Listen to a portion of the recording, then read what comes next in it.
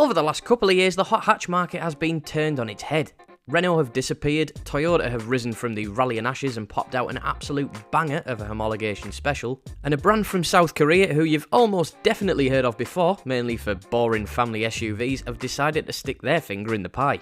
Now, although I have been in an i30N, both the hatch and the fastback versions before, I never got around to finding the time to make a video, which is a great shame because it is everything that the M140i isn't, and it'd be good to get them side by side to do a comparison. However, in this video I'll be focusing on the i30N's highly anticipated baby brother, the i20N. Yeah, it doesn't have as much power, but it also doesn't have as much weight either, and as far as spec goes, there doesn't seem to be a great deal between them.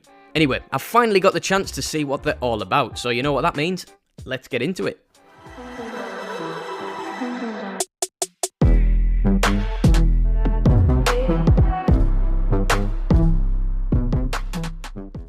The i20 always has been just a plain old hatchback, hasn't it? You're lucky to see someone under the age of 75 driving one, and that usually means it's a perfectly good car to take to Morrison's once a week to do your shopping in, but for anything else it's just a bit meh. That was until Hyundai decided to sniff a load of cocaine one day in 2012 and thought, yeah, we're gonna go rallying again, baby. Thing is, their rallying heritage only consisted of one car, the Hyundai Accent, and after 48 races they won, well, nothing. They didn't even stand on the podium. Completely undeterred by their previous lack of success, they decided to choose the almighty i20 as the base for their new World Rally Championship contender, and got to work. It took a bit of development, but they found the feet and eventually it worked out for them. Fair play. But one thing Hyundai still didn't have was a spicy road-going version of the i20. I mean, I'm not sure how many people were calling for it to be honest, but with Renault dropping out of the hot hatch game, it was basically being run by Ford with the Fiesta ST. So I guess it was worth a punt to see if they could squeeze in with the big boys. Unlike Toyota, who had developed and built the GR Yaris knowing fine well they were going to take it rallying, Hyundai were going to have to strip back the WRC car to a point where they could sell it for a reasonable amount to challenge the ST. After all, they already had the i30N on sale, so they couldn't go too bonkers with it and give it 300 brake, because then who's going to buy the i30, right? Full on Porsche Cayman vibes all over again. The 1.6 litre 4-pot turboed lump under the bonnet will get you from 0 to 60 in 6.2 seconds and keep going all the way up to 143 via a 6-speed manual box. No dual clutches here then. Because it weighs exactly the same as the WRC car, the handling is, well, it's good to say the least. Pair a lightweight chassis with a mechanical LSD, and I'm not just saying this for fun, it might be up there as one of the best handling cars to come out in the last couple of years. I like how Hyundai have give the prospective owner virtually no options to choose from when it comes to the spec. You either get it fully loaded with the option to add an audio upgrade in the cab, or you're not having one. Simple as that. When you look at the price compared to a Fiesta ST, you might think, oh, it's a bit steep, but if you're going to add all of the same tech and mods to get your ST to handle like one of these, then you're probably going to end up spending more money, to be honest. Not only does it go and handle well, it properly looks the part too. Another performance blue paint splits opinion. Personally, I think it's quite smart, but it's all the other bits like the little raised spoiler that really makes this hot hatch stand out from the rest. For a standard car, it sounds really, really nice too. Have a listen.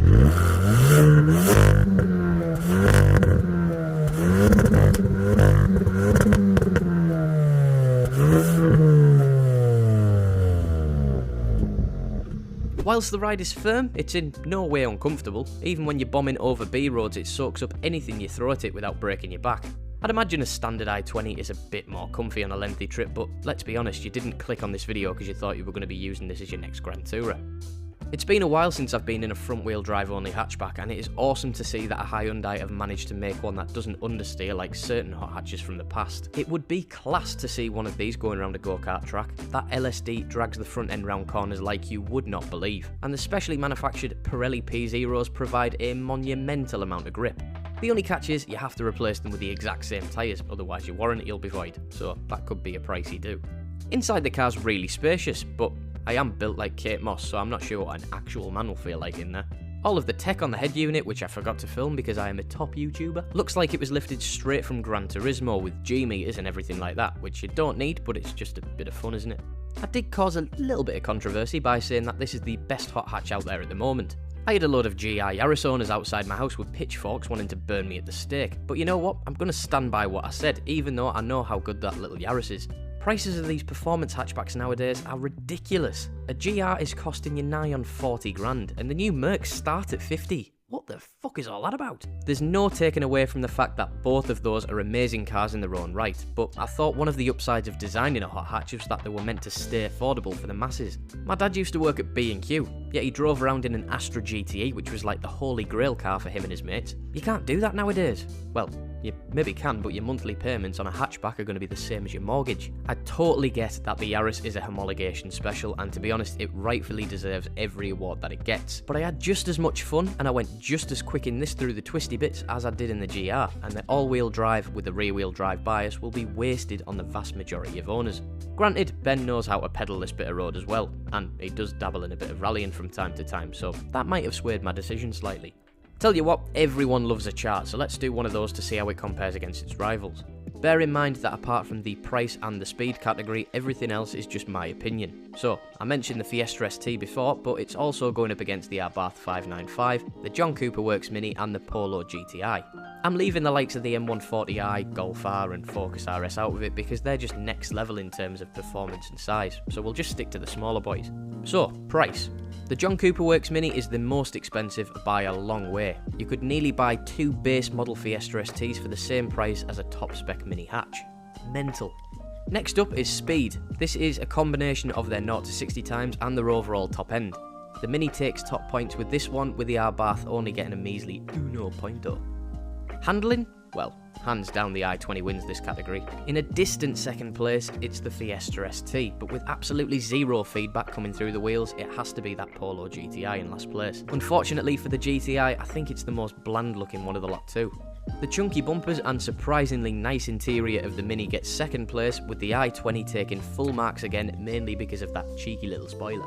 Finally, it's sound. As much as I like the note coming out the back end of the Hyundai, the gold medal has to go to that little Abarth.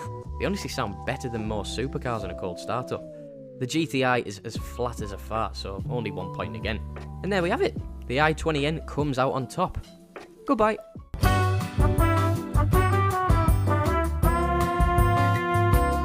Nah, seriously, it is a proper good motor.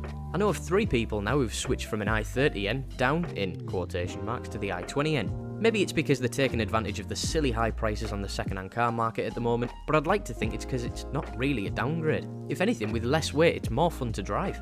There are plenty of i20 vs i30N comparison videos on here if you want to go check one of those out to see how they stack up against each other. It saves me making one. As for me though, if I was in the market for another hot hatch, I know exactly where I'd be going. What an epic little car this is. Well, that's it. Thanks for watching. If you want to be entered into the DOOZYCARCARE giveaway and potentially win some detailing products, then comment down below with whatever hot hatch you go for, and a random winner will be picked on the 31st of October. If you enjoyed the video, then do me a favour and leave it a like. It really does help out more than you think, and there are plenty more videos to come, so if you fancy sticking around or just want to help me hit that magical 10k, then click subscribe and I'll love you long time. I'll see you in the next one. Bye!